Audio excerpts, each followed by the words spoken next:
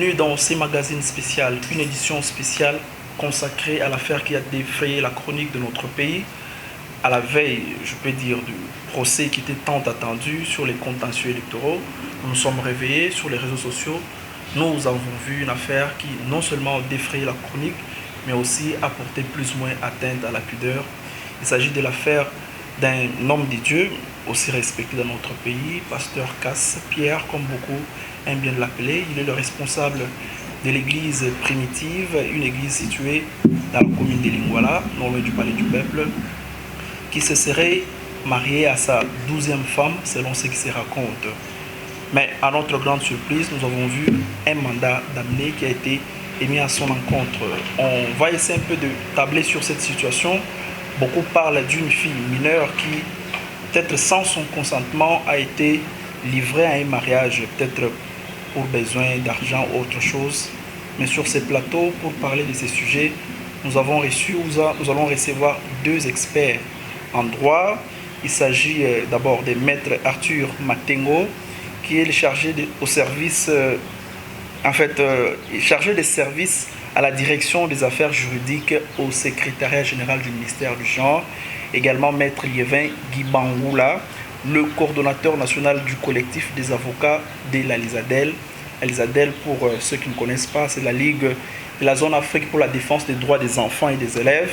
Avec ces deux experts de droit, nous allons essayer un peu de voir les conséquences ou peut-être les faits qui peuvent en découler. C'est quoi la réalité? Qu'est-ce que les gens peuvent attendre de cette situation? Avec beaucoup de plaisir, bonjour et bienvenue maître Liévin. Merci beaucoup, je vous remercie également et je salue tous les nombreux téléspectateurs qui vont me suivre. Bonjour également et bienvenue maître Arthur. Bonjour cher ami, je salue tous les téléspectateurs qui sont en train de nous suivre à ce moment. D'accord. Cette édition spéciale est consacrée uniquement à ces grands sujets qui a fait parler des millions de personnes. Bon, je voudrais commencer avec maître Liévin. Lorsque vous avez vu d'abord sur les réseaux sociaux, avant qu'on en arrive à ce que le ministère public a pu prendre comme décision, vous avez vu les images là, vous êtes les défenseurs des droits non seulement des enfants mais aussi des femmes. C'est quoi la première perception? Quels peuvent être d'abord vos sentiments au moment où vous avez vu cette vidéo là d'une fille? Je vous rappelle, l'image également sera diffusée. Et vous avez vu une jeune fille au visage suffisamment mineur, avec le pasteur qui est très connu. La polygamie, ce n'est pas notre problème. Peut-être le code de la famille dans notre pays le permet encore. Vous allez peut-être me corriger si je dis très mal de choses. Alors, vous, quand vous avez vu pour la première fois cette vidéo, quelle a été votre première réaction? Merci beaucoup pour la question très profonde et très importante que vous posez. Vous voulez avoir ma réaction par rapport à ma première vie dès que j'ai vu les images dans les réseaux sociaux. Voilà. D'abord, je commence par vous dire que je ne suis pas du tout convaincu à tout ce que je vois dans les réseaux sociaux. Pour moi, ce n'est pas une meilleure des sources des informations parce que souvent les informations peuvent être vraies ou fausses. Mais au moins, en tant que le coordonnateur national du collectif des avocats de la Lisadel, qui est une ONG qui s'intéresse et qui défend les droits des enfants et de la femme, nous sommes préoccupés de voir les comportements, s'il s'avérait vrai que ce monsieur s'est effectivement marié à un enfant tel que nous les voyons de cette manière-là. Les photos démontrent noir sur blanc que cet enfant est âgé de moins de 18 ans.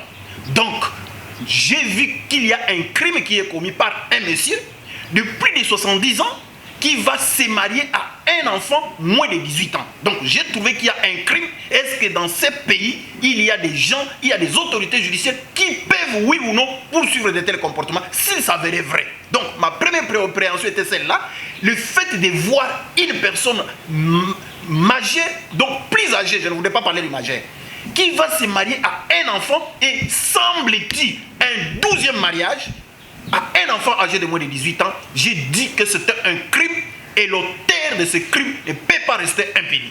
Maître, ce qui vous a choqué, c'est le fait que ce soit un 12e mariage ou le fait que ce soit le mariage entre un vieillard, si on peut ainsi l'appeler, avec un enfant. Encore faut-il savoir, son identité n'est pas encore bien révélée, son papa, on va y arriver. Ce qui vous a beaucoup intrigué, c'est le fait de voir une fille à côté d'un papa ou le 12e mariage. Qu'est-ce qui viole la loi dans tout ce que vous avez vu là-bas? Tous les deux m'ont choqué. 12e mariage, les droits positifs congolais ne reconnaissent pas ça. Non, la polygamie, parlons pas. Non, vous m'avez posé la question, oui. qu'est-ce qui m'a choqué? Les deux m'ont choqué. Voilà. Aucun Congolais ne peut se marier à 12 femmes. C'est une unique femme, point barre. La polygamie est interdite en République démocratique du Congo. 2, c'est l'âge de l'enfant. Ce sont les deux choses qui m'ont tiqué, qui méritent une sanction, et une sanction sévère. Je le dis en tant que défenseur des droits des enfants et des femmes, ces messieurs méritent la sanction si ça valait vrai qu'il s'est marié et c'était un 12e mariage, c'est interdit par la loi. Et s'il s'avère encore, comme il est démontré, nous sommes convaincus que cet enfant est âgé de moins de 18 ans. Les deux choses m'ont choqué. Ok, je reviens à vous tout de suite. Je vais d'abord au niveau du secrétariat général du ministère du genre. Quand on parle du genre, on voit la protection non seulement des enfants et aussi de la jeune féminine.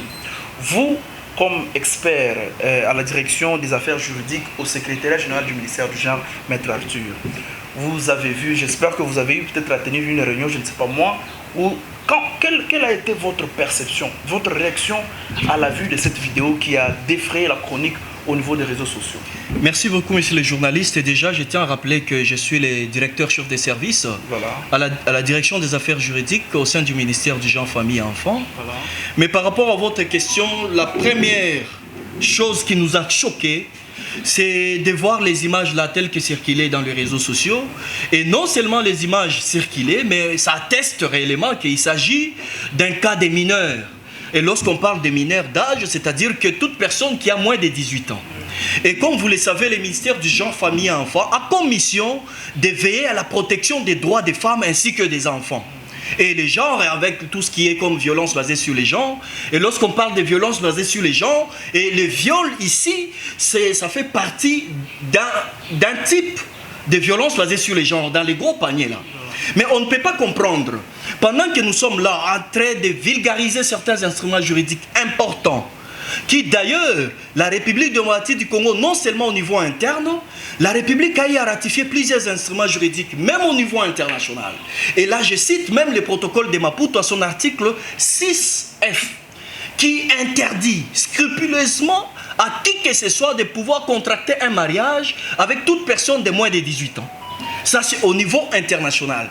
Et ici, la RDC, nous sommes dans un état moniste, c'est-à-dire que tous les instruments juridiques internationaux, tels que ratifiés et publiés au journal officiel, non seulement qui ont une supériorité sur nos lois internes, c'est l'article 215 de la Constitution, mais également font partie intégrante de nos lois internes. On les applique au même moment. Je voudrais qu'on soit beaucoup plus focus sur l'affaire. Je sais que c'est comme ça avec les juristes, lorsque vous posez une question, c'est autant des instruments juridiques qui viennent.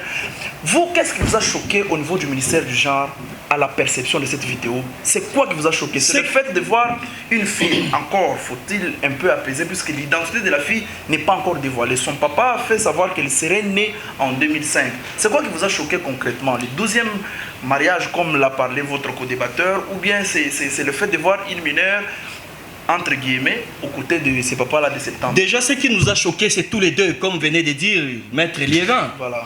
Non seulement que dans ces pays, on n'autorise pas les mariages des mineurs. Voilà. Nous supposons, partant des images que nous avions suivies, tous suivies et vues dans les réseaux sociaux, ça atteste que cette fille-là, elle est mineure. Alors c'est vrai, sur le plan légal, nous attendons que cela soit prouvé par des instances compétentes de pouvoir dire les droits. Mais ici, dans un premier plan, nous disons que la fille, elle est mineure, et non seulement le fait d'être mineure, mais la polygamie n'est pas autorisée dans ces pays.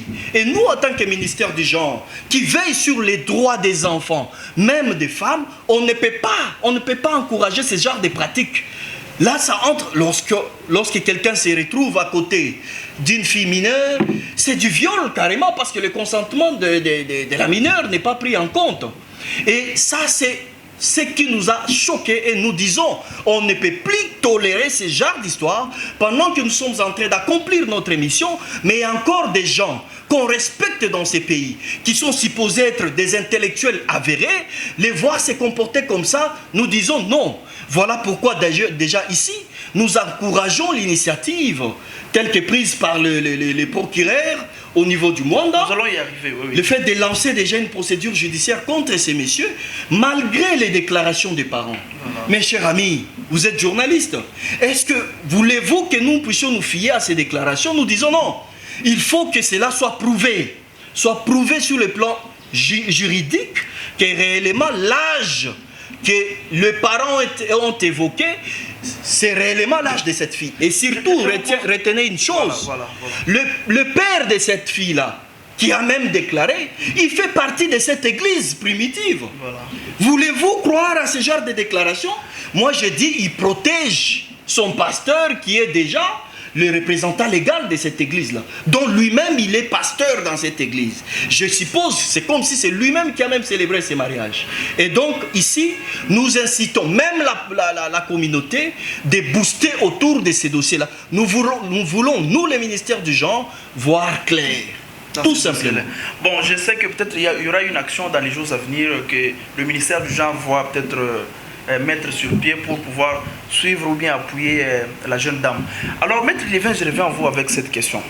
Au cas où le monsieur serait peut-être appréhendé, on arrive à faire des dépositions comme telles, on atteste suffisamment que la fille n'est pas mineure, la fille passe aux aveux pour dire que j'accepte volontairement mon mariage, je ne suis pas mineure, et qu'il y a des documents qui attestent réellement qu'elle n'est pas mineure en ce moment-là, au regard de l'action judiciaire qui est ouverte contre lui. Ça va être quoi la suite? Si la fille accepte, les parents témoignent en faveur de leur fille, la fille accepte et les documents attestent qu'elle n'est pas mineure. Peut-être que c'est son visage, comme le parent a essayé de l'expliquer. Quelle va être la suite malgré les tollés généraux que cette affaire tente de créer? Merci beaucoup pour la question très préoccupante.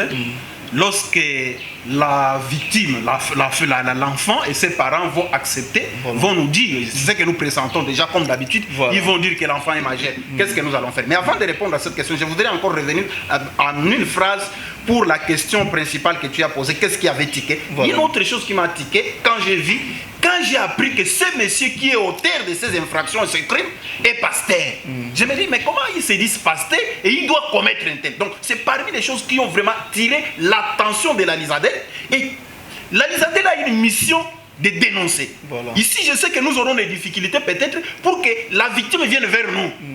Et je vous dirais que d'ailleurs, ça va être difficile parce que ce qui caractérise ce genre de mariage, souvent, permettez que je dise, je ne connais pas du tout la famille, mais souvent c'est la fin. Alors tous les gens trouvent que la bonne façon peut-être de trouver du pain quotidien, c'est de donner sa fille à quelqu'un qui a un peu de moyens. Alors c'est celui-là qui va. Alors ils vont maintenant coaliser pour empêcher l'évolution de la justice, comme vous avez posé la question. En ce moment-là, qu'est-ce que ça va devenir? Qu'est-ce que ça va faire? D'abord, nous allons démontrer que cet enfant n'est pas majeur. Parce que quand vous voyez sa mère, c'est vrai que ce sont des titres. Mais je vous donne les éléments parce qu'au moment où je vous parle, je sais qu'ils sont en train de constituer un dossier. J'attire l'attention des parents de cet enfant et beaucoup plus de l'officier de l'état civil. De là où l'enfant est né. Parce qu'au moment où nous parlons à Mwanda, ils sont en train de se constituer déjà des papiers pour nous prouver que nous allons poursuivre.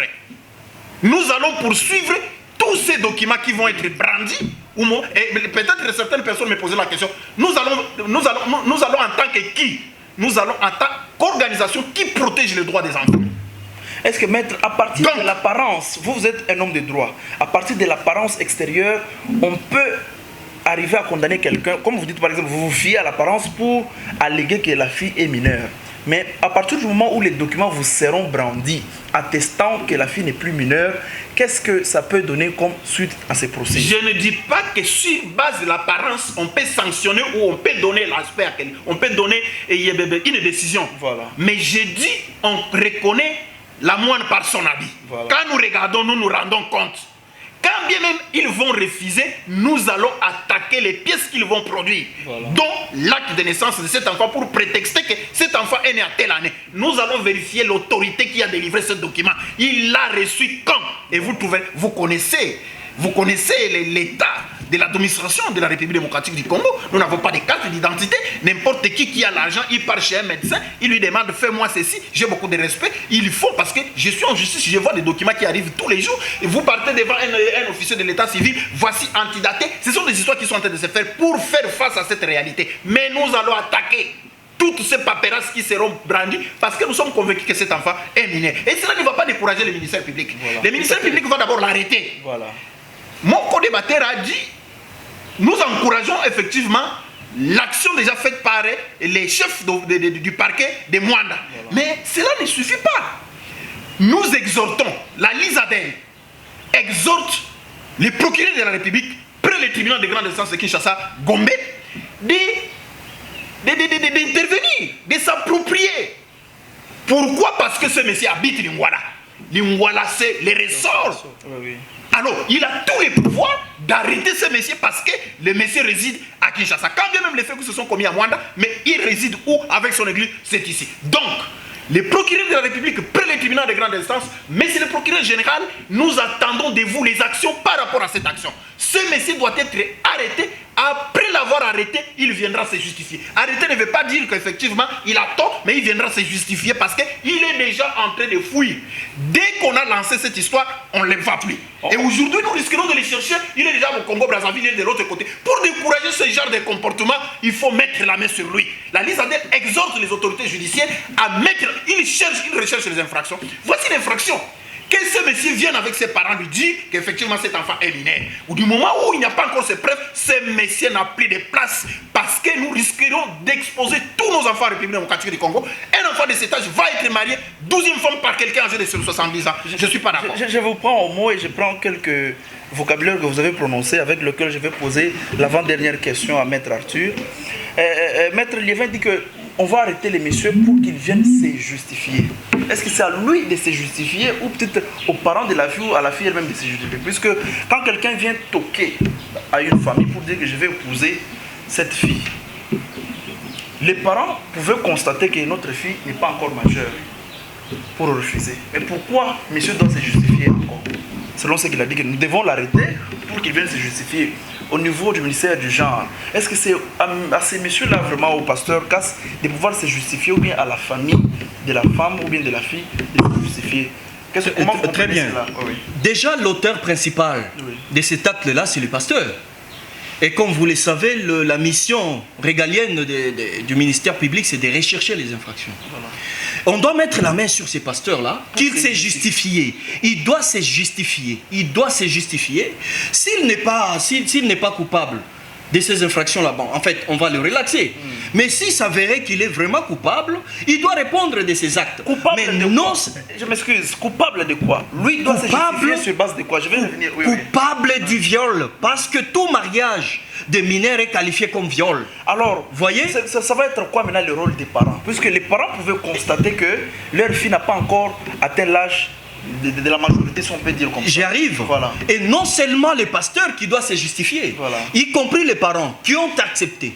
Si réellement la fille elle est mineure, voilà, pourquoi les parents ont accepté de donner cette fille-là en mariage auprès de ces pasteurs? Voilà. Et non seulement les parents, je peux aller plus loin.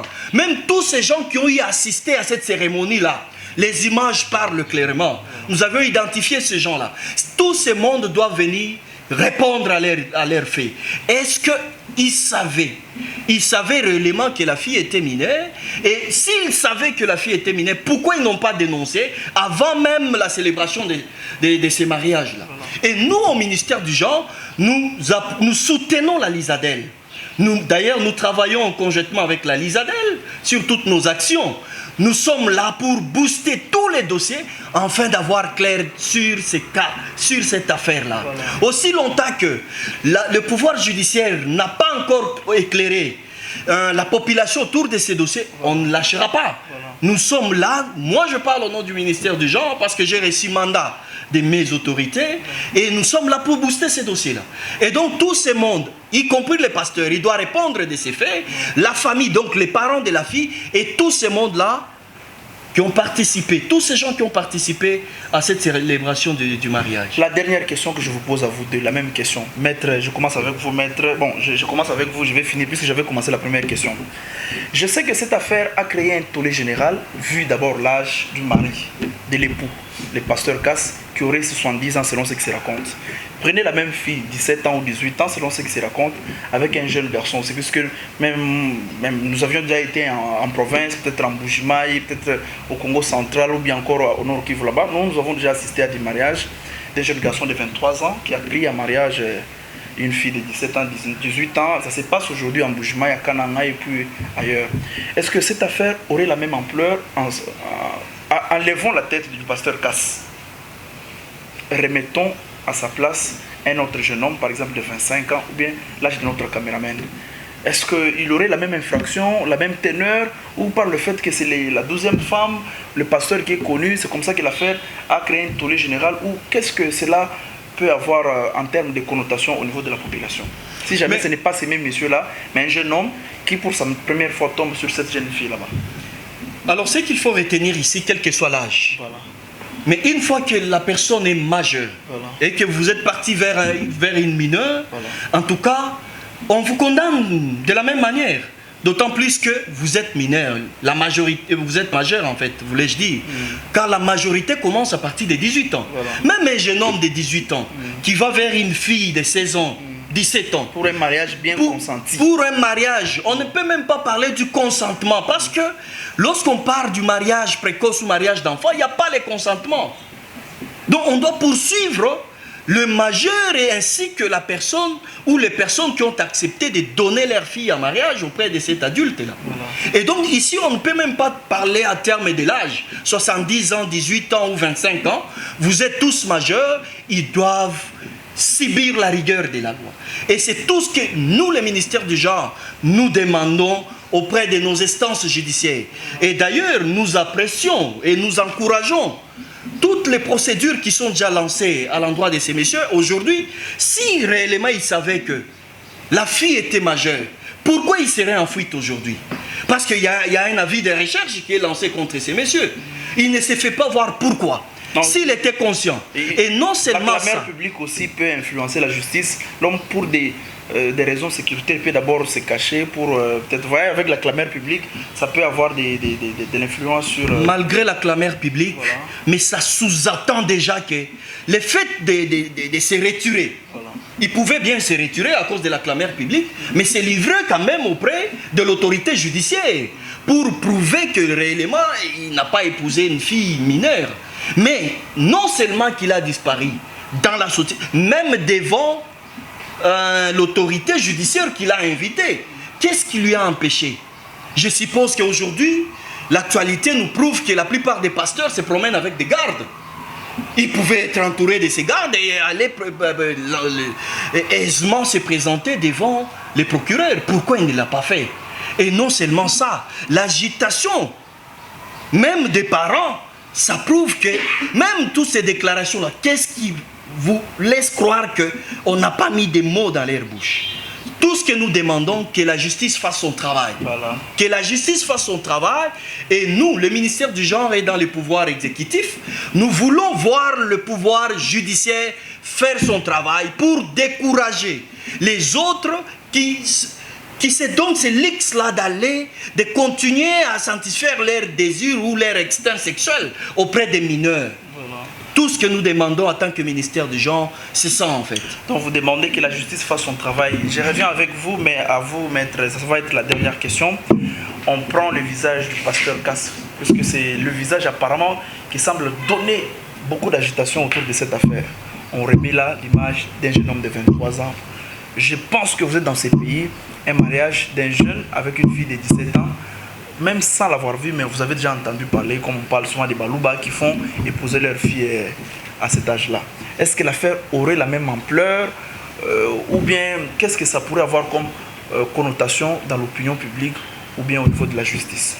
Merci beaucoup pour votre dernière question. Mais avant de répondre à votre dernière question, j'ai fait un petit tour parce que mon co-débatteur a répondu à la question. Vous avez voulu savoir qui devra répondre en justice par rapport à ces faits. Voilà, donc je reviens aussi pour donner le point de vue de la Lizadeh, tout en réitérant tout ce que mon co-débatteur a dit. Effectivement, comme il l'a dit, le ministère Jean, nous sommes Lizadeh, nous travaillons en parfait partenariat. Donc nous sommes comme un homme et une femme. Et nous allons vers le ministère pour compléter, pour donner un mariage, mais pas des mineurs. Oui. Alors, mais maintenant, qui vont répondre? D'abord, messieurs, principalement les messieurs, comme l'auteur de l'infraction.